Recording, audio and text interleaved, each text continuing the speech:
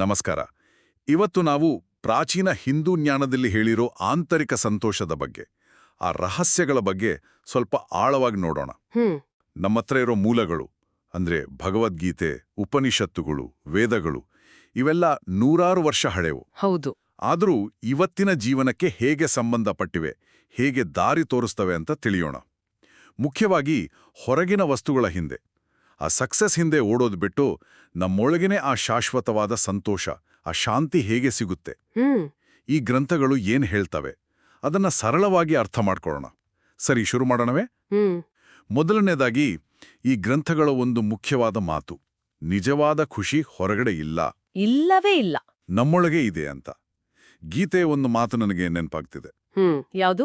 ಯಾರ ಸುಖವು ತನ್ನೊಳಗಿದೆಯೋ, ಯಾರು ತನ್ನಲ್ಲೇ ಆನಂದಿಸುತ್ತಾನೋ, ಹೌದು ಹೌದು, ಆತ್ಮಜ್ಞಾನದ ಬಗ್ಗೆ, ಅವರೇ ಪರಮಾತ್ಮನಲ್ಲಿ ಒಂದಾಗುತ್ತಾರೆ ಅಂತ. ಅಂದ್ರೆ ನಮ್ಮ ಖುಷಿಯ ಮೂಲ ನಮ್ಮಲ್ಲೇ ಇದೆಯಾ? ಖಂಡಿತವಾಗಿ. ನೋಡಿ, ಇದನ್ನೇ ಸ್ವಯಂ ಸಾಕ್ಷಾತ್ಕಾರ ಅಂತಾರೆ. ನಮ್ಮ ನಿಜ ಸ್ವರೂಪವನ್ನ ತಿಳಿಯೋದು. ಹೊರಗಿನ ಸುಖಗಳು ಬರ್ತವೆ ಹೋಗ್ತವೆ ಅಲ್ವಾ? ಹೌದು, ಶಾಶ್ವತ ಅಲ್ಲ. ಆದ್ರೆ ನಮ್ಮ ಆತ್ಮದ ಜೊತೆ ನಾವೊಂದು ಕನೆಕ್ಷನ್, ಆ ಸಂಪರ್ಕ ಸಾಧಿಸಿದಾಗ ಸಿಗುವ ಶಾಂತಿ, ತೃಪ್ತಿ ಇದೆಯಲ್ಲ, ಅದೇ ನಿಜವಾದ ಶಾಶ್ವತ ಸಂತೋಷ. ಉಪನಿಷತ್ತುಗಳು ಕೂಡ ಹೇಳೋದನ್ನೇ, ಬ್ರಹ್ಮನಾನಂದ, ಆ ಪರಮಸತ್ಯದ ಅನುಭವ. ಅದನ್ನ ಮಾತುಗಳಲ್ಲಿ ಹೇಳೋಕಾಗಲ್ಲ, ಮನಸ್ಸಿನಿಂದ ಪೂರ್ತಿ ತಿಳಿಯೋಕೂ ಆಗಲ್ಲ. ಅದನ್ನ ಅರಿತವರಿಗೆ ಭಯ ಇರಲ್ಲ ಅಂತಾರೆ. ಇದು ಕ್ಷಣಿಕ ಅಲ್ಲ, ಒಂದು ಸ್ಥಿರವಾದ ಸ್ಥಿತಿ. ಹಾಗಾದ್ರೆ ಸಂತೋಷ ಅನ್ನೋದು ಹೊರಗಿಂದ ತರೋ ವಸ್ತು ಅಲ್ಲ, ಅದು ನಮ್ಮೊಳಗಿನ ಒಂದು ಅರಿವು, ಒಂದು ಎಕ್ಸ್ಪೀರಿಯನ್ಸ್. ಇದು ಬಹಳ ಇಂಟ್ರೆಸ್ಟಿಂಗ್. ಹಾಗೆ ವೈರಾಗ್ಯ ಬಗ್ಗೆನೂ ತುಂಬಾ ಹೇಳಿದೆಯಲ್ಲ, ನಿರ್ಲಿಪ್ತತೆ. ಹೌದು. ಆಸೆಗಳೇ ದುಃಖಕ್ಕೆ ಕಾರಣ ಅಂತ. ಇದರ ಬಗ್ಗೆ ಸ್ವಲ್ಪ ಹೇಳಿ.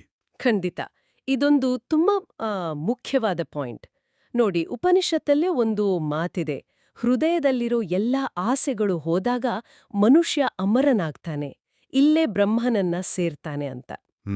ತಕ್ಷಣ ಎಲ್ಲವನ್ನೂ ಬಿಟ್ಟು ಓಡಿ ಹೋಗೋದು ಅಂತ ಅಲ್ಲ. ಹೌದು, ಅದೇ ಎಲ್ಲರ ತಲೆಯಲ್ಲಿ ಬರೋದು ಅಲ್ಲ. ಬದಲಿಗೆ ನಾವು ಮಾಡುವ ಕೆಲಸದ ಫಲಿತಾಂಶ, ರಿಸಲ್ಟ್ಸ್ ಮೇಲೆ, ಅಥವಾ ಆ ಇಂದ್ರಿಯ ಸುಖಗಳ ಮೇಲೆ, ಅಥವಾ ನಾನು ಮಾಡಿದೆ ಅನ್ನೋ ಅಹಂಕಾರದ ಮೇಲೆ, ಅದರ ಮೇಲಿನ ಅತಿಯಾದ ಡಿಪೆಂಡೆನ್ಸಿ, ಅದನ್ನ ಬಿಡೋದು. ಓಕೆ, ಅಂದ್ರೆ ಕೆಲಸ ಮಾಡಬೇಕು, ಆಕ್ಷನ್ ಇರಬೇಕು, ಆದ್ರೆ ಅದರ ರಿಸಲ್ಟ್ಗೆ ಅಂಟ್ಕೊಳ್ಬಾರ್ದು ಅಂತನಾ? ಕರೆಕ್ಟ್. ಇದು ಕೇಳೋಕೆಷ್ಟು ಸುಲಭ, ಆದ್ರೆ ಮಾಡೋಕೆ ಕಷ್ಟ ಅಲ್ವಾ? ಹೌದು, ಖಂಡಿತ ಕಷ್ಟ. ಸುಲಭವಲ್ಲ, ಅದಕ್ಕೆ ಪ್ರಾಕ್ಟೀಸ್ ಬೇಕು. ಭಗವದ್ಗೀತೆಯಲ್ಲೂ ಇದನ್ನೇ ಹೇಳೋದು.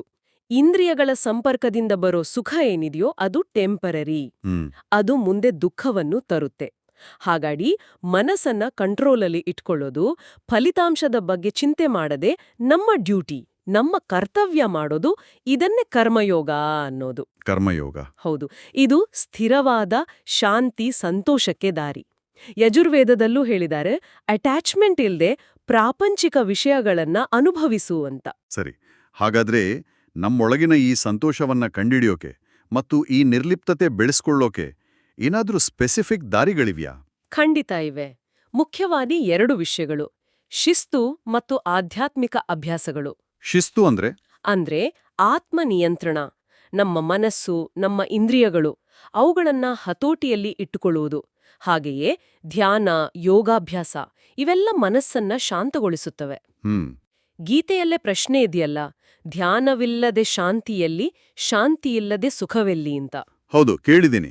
ಯೋಗಾಭ್ಯಾಸದಿಂದ ದುಃಖಗಳು ಕಡಿಮೆ ಆಗ್ತವೆ.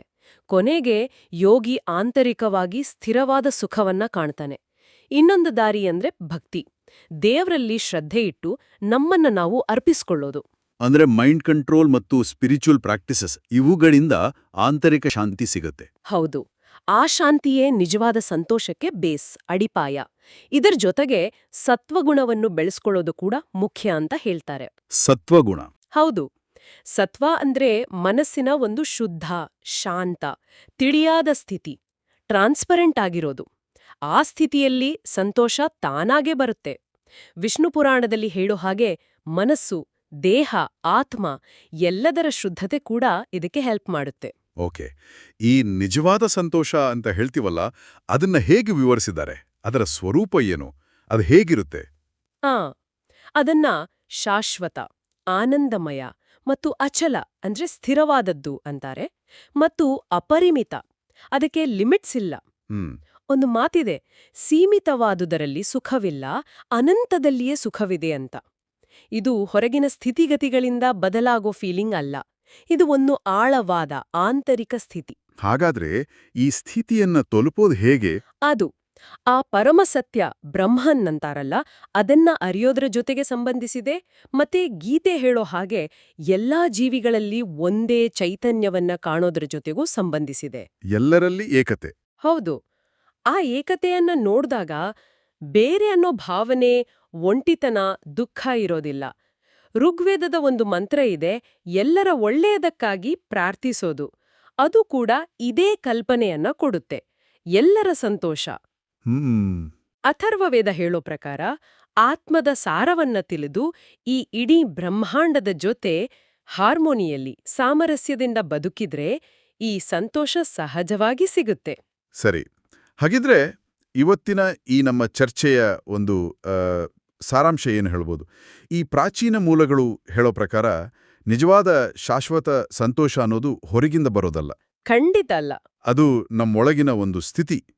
ನಮ್ಮನ್ನ ನಾವು ಅರ್ಥ ಮಾಡ್ಕೊಳ್ಳೋದು, ಯಾವುದಕ್ಕೂ ಅತಿಯಾಗಿ ಅಂಟಿಕೊಳ್ಳದೇ ಇರೋದು, ಮನಸ್ಸಿನ ಶಿಸ್ತು, ಮತ್ತೆ ಈ ಫಿಸಿಕಲ್ ವರ್ಲ್ಡ್ಗಿಂತ ಮೀರಿದ ಒಂದು ಸತ್ಯದ ಜೊತೆ ಸಂಪರ್ಕ ಸಾಧಿಸೋದು.